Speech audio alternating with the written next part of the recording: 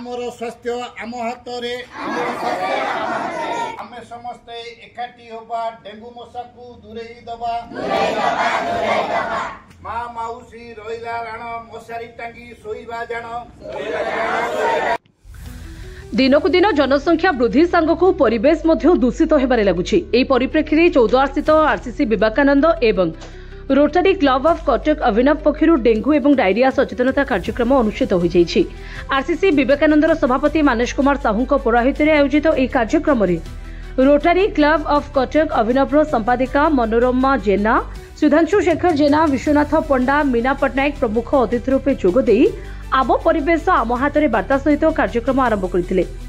विवेकानंद शिक्षा केन्द्र छात्र छात्री और स्थानीय अंचल नागरिक मानक सहायता चौद्वार अंचल लोक मानकु डेंगू एवं डायरिया रोगर निराकरण संपर्क में अवगत कराइबा सहित सफाई कार्यक्रम करा जायथिला। एही कार्यक्रम में स्थानीय अंचल मशारी बंटन करा जायथिला। एही कार्यक्रम में आरसीसी विवेकानंदर सभ्य अक्षय नायक, भारती नायक, गणेश हेम्ब्रम, राजेश साहू, प्रभास चौधरी, गौरव साहू, दीप्तिरंजन साहू, लक्ष्मी नाटिया, अभिजित स्वाई, अमित साहू, स्वरंजन साहू प्रमुख उपस्थित रही कार्यक्रम परिचालना करथिले। परिशेष में विवेकानंद शिक्षा केन्द्र परिचालक राजेश कुमार ओझा धन्यवाद अर्पण करथिले। विवेकानंद शिक्षा केन्द्र एभली अभिनव कार्यक्रम को अंचल में बेस प्रशंसा साउंटिथिबा देखा जायछि।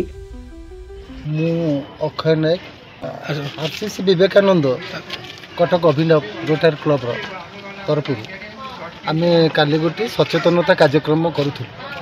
आम समस्त लोक एकजुट करी एवं ये जो बर्तमान डेंगू मलेरिया विशेष करके डायरिया बर्तमान जो वर्षाटा हो जाए डायरिया घरे घरे आज्ञा तापर एमती भी आम स्वास्थ्य सेवा ये भल ना बुझिपाल से सकाशे आम लोक सचेतन करने गलु समस्त सचेतन कलु आसिलु विभिन्न जगार आम कौन कल ओआरएस एवं आमर ब्लीचिंग पकेलु वार्ता देलु लिफलेट देलु आसिक गोटे सभा कलु और आम गाँव जो मैंने दुष्ट रही निडेड पर्सन अच्छा से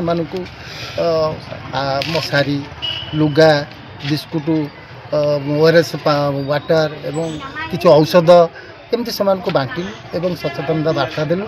आरसीसी विवेकानंद आगधाड़ी रही सबुजाक काम को सुचारू रूपे परिचालना करते। एथिरे आमर जी मुरबी सभापति आमर सेक्रेटरी थिले मनोरमा जेना एवं आमर सभापति थिले विशेष आमर अच्छा मीना पटनायक एवं आमर आरसीसी जो विवेकानंदर जी सभापति अच्छा सुधांशु जेना एवं आरसीसी विवेकानंदर जी सभापति अच्छा मानस बाबू मानस कुमार साहू एवं मु भी थी सहित एवं आमर आखपाखर जो मैंने सब स्वेच्छासेवी थे जो मैंने विभिन्न सांगठनिक दक्षता सहित आमको सहयोग करुँचे सर्वश्री आमर प्रभास चौधरी आपटे रही आमर जन हेडमास्टर थे ना हूँ गणेश हेम्ब्रम, प्रकाश स्वाई, तापस साहू तापर रही भारती नायक, लक्ष्मी नाटिया, राजेश ओझा एमती बहुत लोक थे कार्यक्रम बहुत भल होता है आम आगू अन्य काम करूँ आशा रखी। नमस्कार, मानस कुमार साहू विवेकानंद शिक्षा केन्द्र अध्यक्ष ता सहित आरसीसी विवेकानंदर मुझे सभापति। कार्यक्रम आमर थिला डेंगू डायरिया और मलेरिया सचेतनता कार्यक्रम थिला।